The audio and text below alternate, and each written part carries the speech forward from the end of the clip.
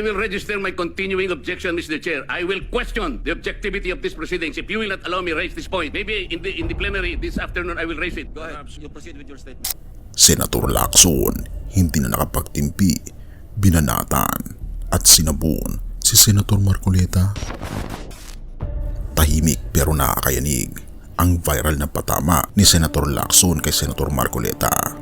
Natin ay problemang kasangkot na po ang kinabukasan ng ating bansa. Sasabihin ba natin interparliamentary courtesy? Nakikinig po ang buong bayan. Tatakpan po ba natin ang dahil sa interparliamentary courtesy? Nakasulat po ba sa bato yun? Absolute po ba yun? Yun po yung aking ikinasasama ng loob eh. Hindi po tayo dapat mag-away-away. Iisa po ang ating layunin. Ang ating bansa ang pinaka-importante sa ating lahat. Bakit po kinakailangang ilihis natin? Bakit po tayo gagawa ng paraan para pagtakpan po natin ang hindi dapat pagtakpan? Habang umiikting ang mga batutsada, umiikot ang usapan sa budget insertions at flood control, mga temang matagal nang kinakalampag ni Senator Lacson. Hindi ito simpleng bardagulan, therefore ang larong ito ay tungkol sa datos, papeles at kung sino ang kayang magpaliwanag ng walang pa-all caps. Kung malinis ang libro mo, bakit mo kailangan ng megaphone? Ang sabi, silence is the best response to nonsense. Pero bakit mas maingay ang epekto ng katahimikan? Dahil sa politika, therefore may dalawang uri ng ingay. Una, inggit na ingay para kunwaring malakas. Pangalawa, ebidensyang ingay, tunog ng dokumento, resibo at sworn statements. Kapag hindi ka makapaglabas ng pangalawa, doon ka babagsak sa una at doon ka nagmumukhang mahina. Sino ang loudest? Hindi mahalaga ang pangalan dito, mahalaga ang pattern. Madaling magdeklara pero mahirap magpakita ng primary source. Madaling mag-akusa, therefore dapat ding madaling maglabas ng katibayan. Madaling magtaas ng boses, pero kapag boses na ng witness at auditor ang umalingaw-ngaw, biglang nagbabaan ang kilay. Sino-sino ang pusa at aso sa dalawang palapag at sino ang tunay na may bahay?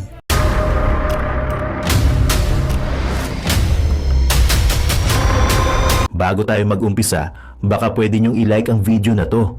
Malaking bagay ang like sa aming mga content creators. Maraming salamat po.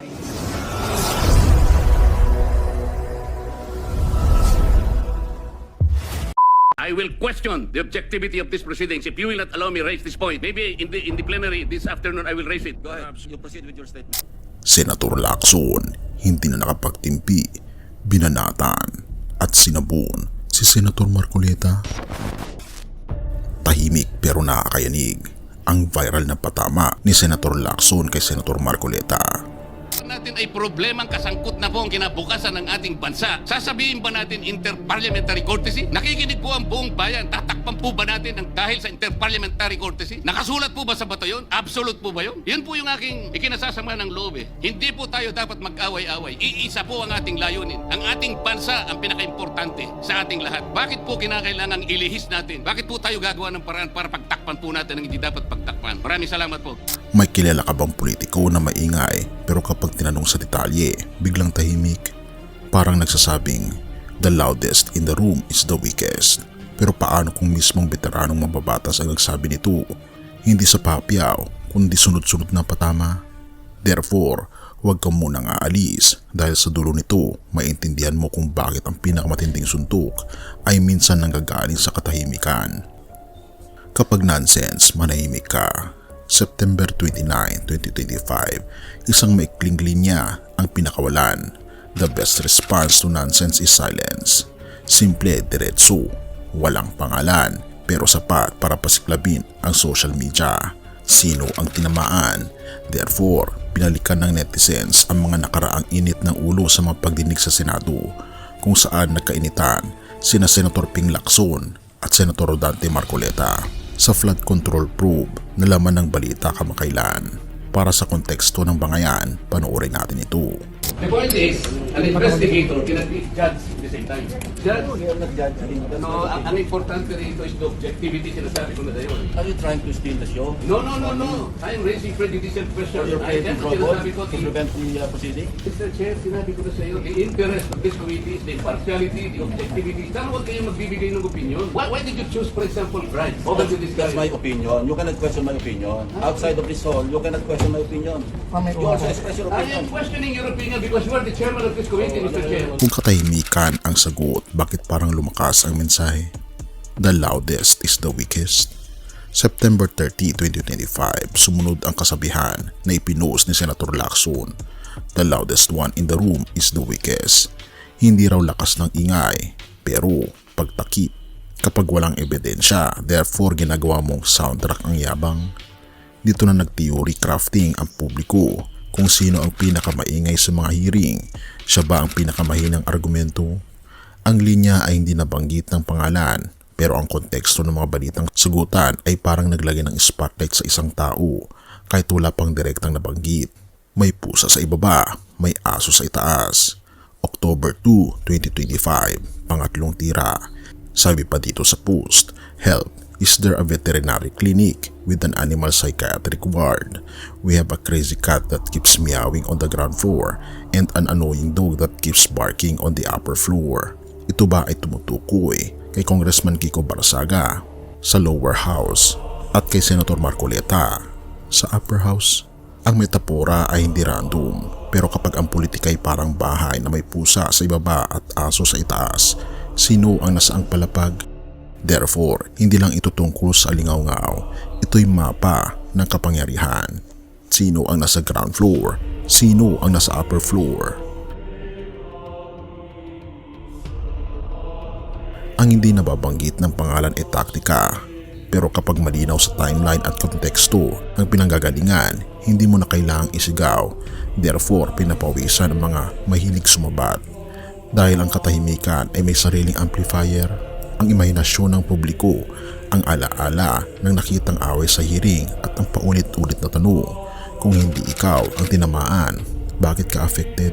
Habang umiigting ang mga batutsada, umiikot ang usapan sa budget insertions at flood control, mga temang matagal nang kinakalampag ni Senator Lacson.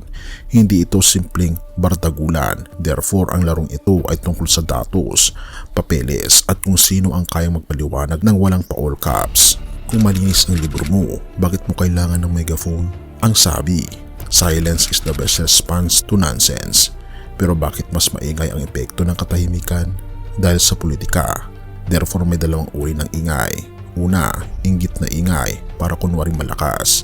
Pangalawa, ebidensyang ingay, tunog ng dokumento, resibo at sworn statements. Kapag hindi ka makapaglabas ng pangalawa, doon ka babagsak sa una at doon ka nagmumukhang mahina. Sino ang loudest? Hindi mahalaga ang pangalan dito, mahalaga ang pattern. Madaling magdeklara pero mahirap magpakita ng primary source. Madaling mag-akusa, therefore dapat ding madaling maglabas ng katibayan. Madaling magtaas ng boses, pero kapag boses na ng witness at auditor ang umalingaw-ngaw, biglang nagbabaan ang kilay. Sino-sino ang pusa at aso sa dalawang palapag at sino ang tunay na may bahay? Mapapansin, paunti-unti hindi sabay-sabay, pero bawat linya mula September 29 hanggang October 2 ay may parang poste na naglalagay ng pakod sa isang kwento. Ang ingay na hindi lakas, therefore ang tahimik na kumpiyansa ang nagkakahugis lakas. Ito ang controlled burn, hindi wildfire, kundi apoy na dinidirekta para mahayag kung alin ang totoong tuyo at alin ang basa. Kung sa politika ay may mga maingay pero mahina, sa buhay naman natin may mga sandali na parang ingay lang ang naririnig, mga sigaw ng problema, akusasyon at panghusga. Pero ang tunay na lakas ay hindi sa yabang kaibigan, kundi sa karunungan na galing sa ating Panginoon Diyos. Tulad ng sabi sa Proverbs 21 verses 2-3, every way of a man is right in his own eyes, but the Lord pondereth the hearts. To do righteousness and justice is more acceptable to the Lord than sacrifice. Ipinapakita nito na kahit anong ingay ng tao, ang ating Panginoon Diyos tinitignan ang puso. Siya ang nagbibigay ng tunay na katarungan, biyaya at awa sa lahat. Kaya't sa halip na masilaw sa malalakas na tinig, tumingin tayo sa tinig ng ating Panginoon Hesus na puno ng pag-ibig at katotohanan. Kaibigan, baka matagal ka nang naghahanap ng tunay na katahimikan sa gitna ng ingay ng mundo, pero wala ito sa tao, wala ito sa politika. Therefore, ang kapayapaan ay nasa pakikipaglapit sa ating Panginoon Hesus. Ngayon, maaari kang lumapit sa Kanya, sumuko at magtiwala, sapagkat siya lamang ang nagbibigay ng pag-ibig na walang kondisyon, awa na walang hanggan, at katarungan na ganap. Purihin ang ating Panginoon Diyos at tayo manalangin. Ama naming Diyos na makapangyarihan sa lahat, Salamat po sa iyong salita na nagbibigay liwanag sa gitna ng ingay at kaguluhan ng mundo. Patawarin niyo po kami sa aming mga pagkukulang at ilapit niyo po kami, Panginoong Diyos, sa inyo pong anak na walang iba kundi ang aming Panginoong Kristo na siyang aming tagapagligtas. Turuan niyo po kami magtiwala sa iyong katarungan, umasa sa iyong awa at mamuhay sa iyong biyaya at pag-ibig araw-araw. Inyo pong alagaan, Panginoon at Patnubayan, ang aming mga leaders, ang mga mamayang Pilipino at lahat ng tao sa mundo. Minupuri po namin kayo at pinapasalamatan, o aming Panginoon Diyos, sa inyo pong pag-ibig sa amin. At patuloy niyo po kaming patnubayan at patawarin niyo po kami sa lahat ng aming mga pagkukulang at pagkakasala. At salamat po sa pagdinig ng aming mga panalangin, sapagat ito po ang aming samot hiling sa matamis na pangalan ng aming Panginoon Jesus. Amen. Sa lumang silid, mag-isa kang tahimik. Walang kamera, palakpak ay wala na. Ngunit sa bawat pader ng bayang iniwan mo, may pangalan mong di na mabubura.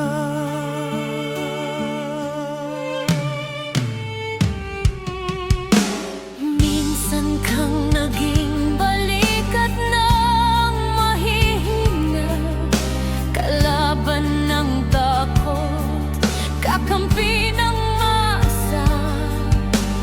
Di mo man laging nasabi ang tama, pinili mong ipaglaban ang madla. Hindi ka sakdal gaya naming lahat, pero tumindi ka nang walang pag-atras. At ngayong pagod ka na, tatay, kami naman ang sasalo ng bawat bigat.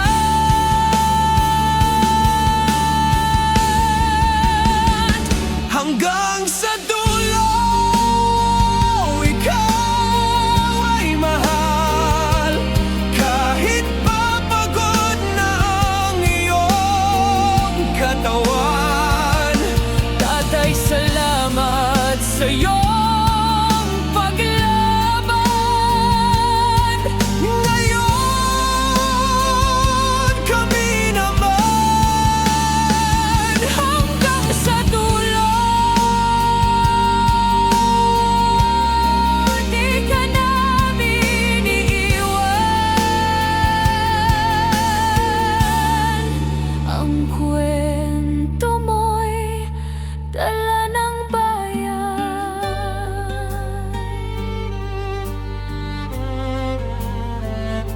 Tahimik ka na sa mga batikos. Wala nang tugon, wala nang galit, pero sa mata ng mga maralita, naroon pa rin ang tapat mong alaala. Marami mang di nakaintindi, marami pa rin ang di nakakalimot.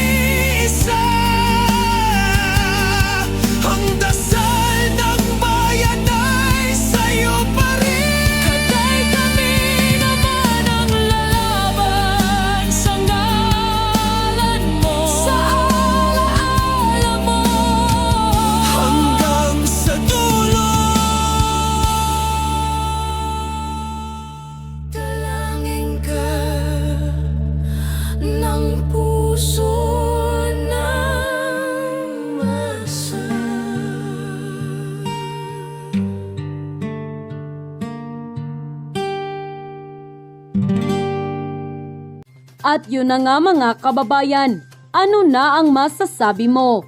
Kung mayroon kayong hinaing at komento patungkol sa balitang ito, please comment down below. Pag-uusapan natin yan sa comment section. At kung nagustuhan nyo ang video, ay huwag kalimutang mag-like at i-share na din para mas marami pang makaalam at umabot ito sa marami sa ating mga kababayan. Maraming salamat po. Mabuti pa ang sardinas, may label. Eh tayo, wala. Oo nga pala. Nay, ito na yung bayad ko sa isa, ano? O, kunin mo yung isa. Isa muna, yan, no? Tapos, isa pa, di ba? 4 dapat na sardinas, eh. Yan. 3 na. Pang-4 na sardinas. Okay na.